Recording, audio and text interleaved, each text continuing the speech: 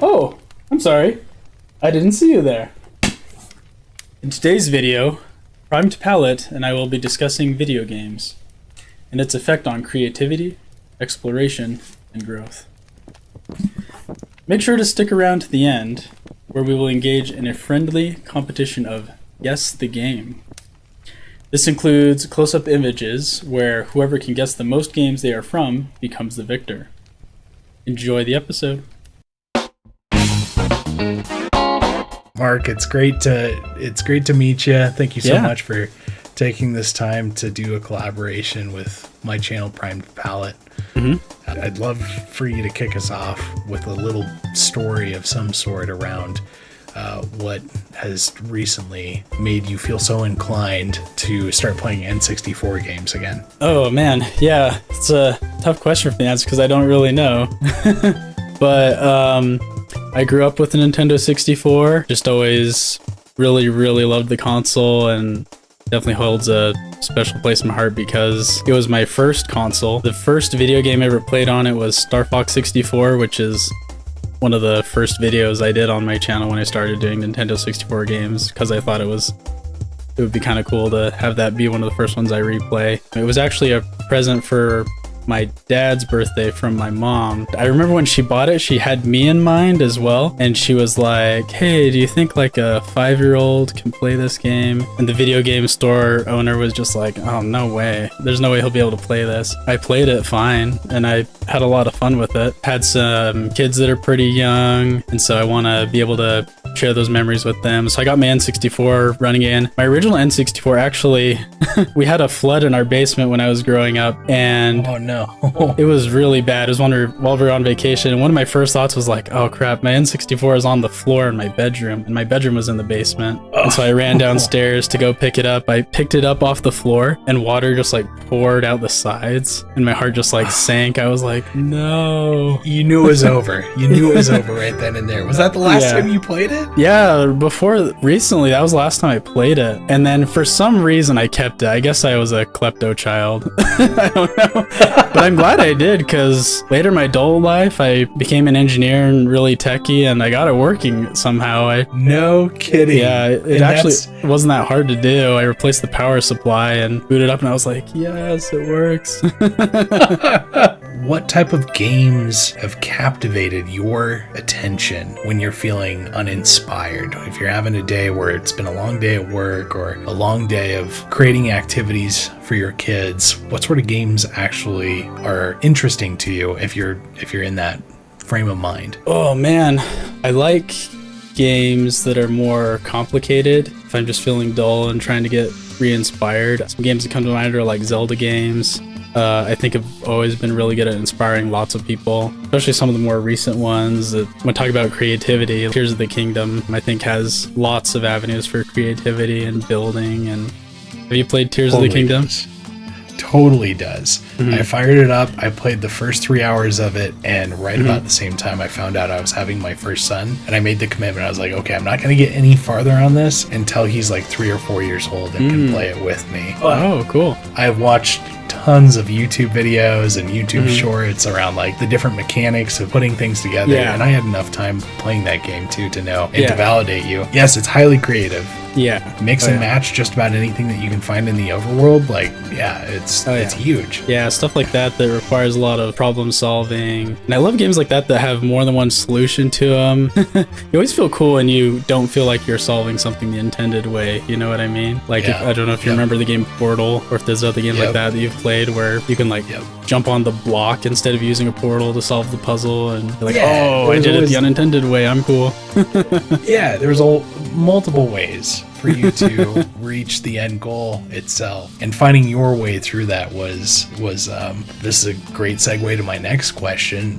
Do you think there's validity to video games helping the players capture that sense of capability. Yeah, absolutely. That's what's so cool about video games. There's really a video game out there for anyone. Video games are insanely diverse in that there's puzzle games, action games, role-play games, cooking games, dating simulator games. The romance games were not on my list when I was thinking of this, but of course, of course.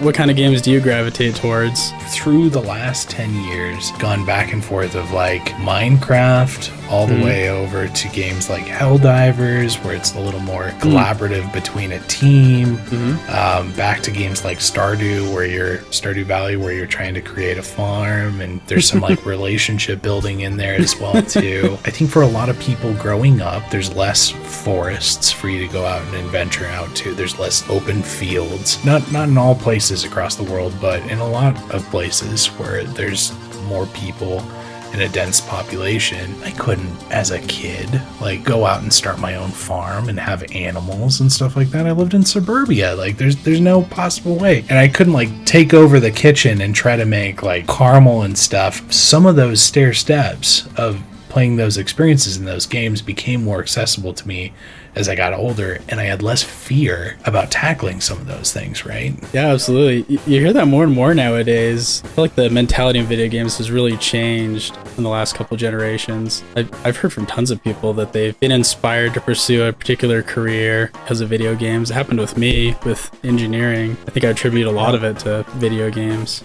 Yeah, and there's been a lot of influence on my side too in my career progression and seeing the consistencies. Like there was that era of time in my career where I did not want to share with anybody that I had played video games or I was interested in video games.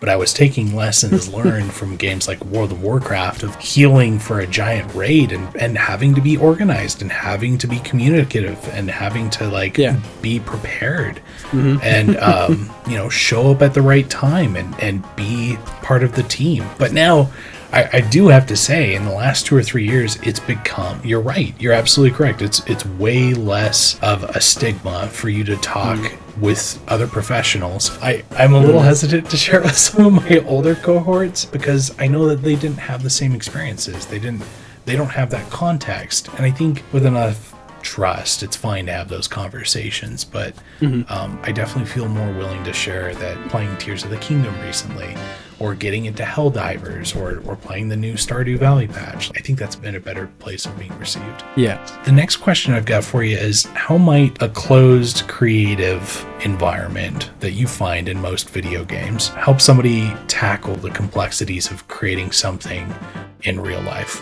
You mentioned some of the games that you played inspired you to become an engineer. I'd love for you to break that down a little bit. Yeah. So going back to my first video game, playing Star Fox, I played that for years, a very long time, and I think I 100%ed it. Back then, the internet wasn't a big thing, so I don't know if I ever really confirmed it, but I unlocked everything that I knew to unlock, got all the medals, got all the stars, and also loved Star Wars, so maybe the movies also had a big part in it. Increased my love for like spaceships and like building things that don't exist currently. And that's a big part of what an engineer does, is we take what we know and understand from science and from physicists and scientists and try to apply it to solve a problem. So it's valid. Games are, and very much can be, the building blocks to reaching for much more complex achievements in life, like becoming an engineer. At least from this anecdotal conversation between the two of us. I don't know if we can call that statistically significant, but Right. But I have seen studies that have shown that your capability for spatial awareness, that there's a link between that and playing video games like Minecraft, like you mentioned. But there are other things too, like playing Legos and things, obviously. But there's even a study done at my university where one of the students, that was his whole study, was to see if there was a positive correlation between someone that plays a lot of video games or someone that plays with Legos or plays with Minecraft and their ability to think about objects in 3D space in their head. And I think for some people that haven't played a lot of video games, it's a lot harder. It's a lot harder to visualize an object, a complex object in your mind, and rotate it around in your head and imagine what all the sides look like.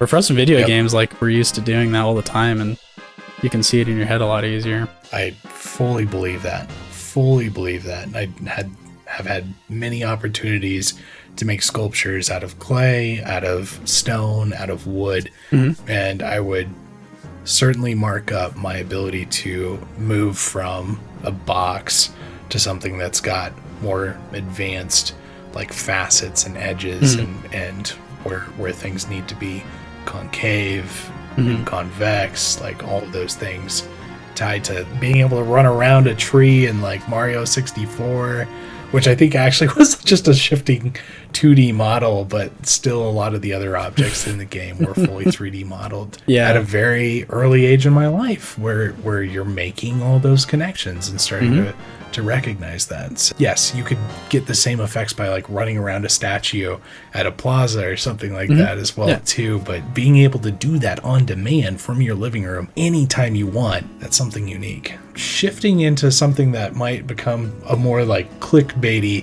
subject line for this video, title for this video. Can games rob us of our ambitions? Question mark. Yeah.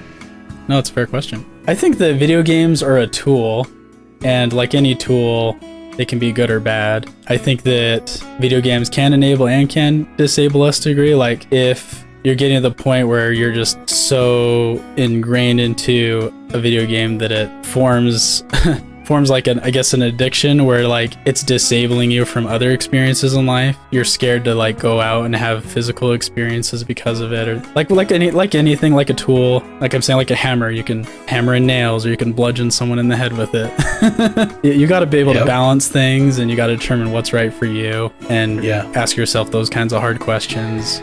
That's the key, and that's where things definitely step into the world of something not black and white. It's much more nuanced on exactly the best practice on using a tool, because it's different person to person and context to context, right? It's like up in my wood shop, it's not in my best interest to use my pole saw to make every cut in wood. It's very possible, but I'm going to waste a lot of energy if I don't use the rest of my tools. Not only just the hand tools, but the power tools as well too.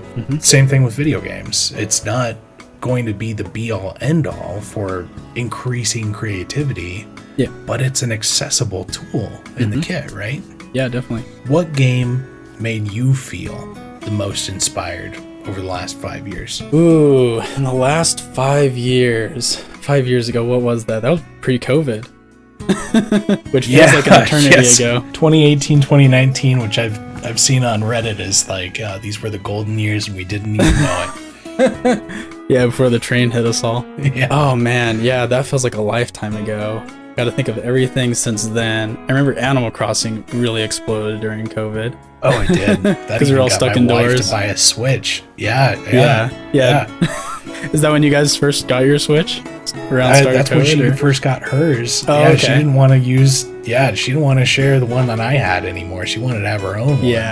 Yeah, more things to do indoors. Yep, we all hung out in Animal Crossing. Tears of the Kingdom was a pretty big one for me.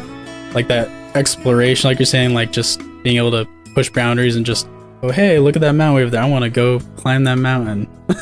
Yeah, and there's infinite possibilities on how you end up climbing that mountain. In the time that I played that game, I remember there was a cliff and there was like an awning, like a wooden awning at the very top of the cliff, and it was barricaded with wood palisades all around the cliff. But there's one entrance that you could, if you wanted to, you could just go right through the main entrance, but all the enemies were hanging out there. Being like in the first 2 hours of the game, I'm not ready to, I'm going to be honest here, it's probably like the first 10 hours of the game. I probably played the game for more than just 3 hours. It was probably closer to like 10 or 15. But getting through that, I wasn't ready to take on those enemies. And so I strapped a rocket to the side of like a wooden platform and like tried to like line myself up correctly. And it was janky as can be. But I got all the way up to the top, got the items I wanted, and then I was able to just sail my way right back out of there without having to fight anybody. So nice. One of your experiences from Tears of the Kingdom, what was one of your favorite experiences? Ooh. Maybe this sounds a little dark, but I love that you could move the Koroks around and strapping them to rockets and just blasting them off. It's like, come on. That was always fun. And then doing that with my kid and him just going like, oh. And he loved when the Koroks would pop up and they'd go, yeah. He'd always be like, yeah.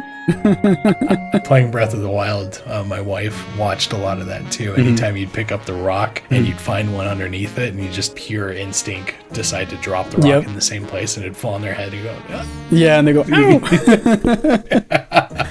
It is a wonderful way for somebody to express themselves with no capacity for creating any sort of like long-term negative effects, right? I'm not gonna get in trouble for putting a rocket on a Korok, but I certainly would for doing that with any other living being. It's one of those games that they created a sandbox and then they probably, and I think this is what part of the development process was for Tears of the Kingdom, is that they saw all the creativity in Breath of the Wild, the previous game, and they said, well, we got to expand on that. We gotta make some of this stuff canon, some of it expected material within the sequel, the follow-up. Yeah, I think I've heard that too. Yeah. Okay, so we're gonna make this a little bit of a competition, if that's okay with you. My wife actually helped me out with this, so I have no idea what's coming. But the way it works is when I hit the next slide, it's gonna show a zoomed in photo of a video game. And I have no idea what that's gonna look like, because I just let her run with it. But you gotta guess what video game it's from. And she's not super into video games, so I have no idea what she's chosen. It could be way off the wall stuff that neither knows, but it could end up being too easy. We'll see. and it's just whoever responds first with the correct answer, yeah? Yeah. Okay. And if it's a tie, we'll just say we both get a point. If we both get 5 points in the end, well, then I guess we both win. There's 5 total. Picture number 1. Ready? Ready. Okay, 3, 2, 1. Oh. Just Dance, right there. But I have no idea which one. Oh, I wouldn't even know that. I've never played any of the Just Dance games, so point goes to you, for sure. Is that good enough? Just Dance 2011. I have no idea. Yeah, it's like the Now That's Music volumes. Like, dude, it's okay that we don't know which volume. Yeah, we'll see what she says the answer is. 2024. I was way off. Okay, this is the hot version of Just Dance. Everybody's playing this one. Okay. Exactly. This is the one with all the lore, and I've seen videos on YouTube. People talk about the lore of the characters in it. You wouldn't think Just Dance has lore in it, but apparently it does. Okay, next one. Pikmin? Oh, Pikmin. Yeah. Yeah. Was that... It's hard because there's a delay between our streams. Yeah. Well, I don't know how that's gonna come out. Should we just say Ty? It was pretty close. Just have it. Yep. Yeah, we'll go with Ty on that one. I don't know. The latest Pikmin? I forget the name. Oh yeah, that would be. That looks like a Pikmin 3 to me. Oh. I think the rocks. I think you should get the point then. I don't think I would have got that. Okay. Yeah, you got it specific, so you get that one. Love the Pikmin. Okay, next one. Oh, Dark Souls? I'm gonna guess Elden Ring, but you might be right. Okay. It also looks kind of Castlevania, but I think it is one of the Souls games. Oh, I think you got it. Oh. Dark Souls 3. Estus Flask. Nice. I haven't played. I loved Elden Ring, and I tried playing Dark Souls 2, I think is what I tried playing after I played Elden Ring, and I didn't like it. I've actually heard that's, at least in my friends circle, that's their least favorite one, so. Oh, maybe I just picked the wrong one. Yeah, you might have picked one of the wrong ones. Yeah. Yep. All right. Well, I didn't get which number. I'm sure the solar eclipse is iconic to that game, so I don't know if I deserve the point there. What do you think? I think you should get it because I said Elden Ring, so you were closer. Okay, I'll take it. Okay, next one. Katamari Damacy. Katamari Damacy. Yeah. I love that game.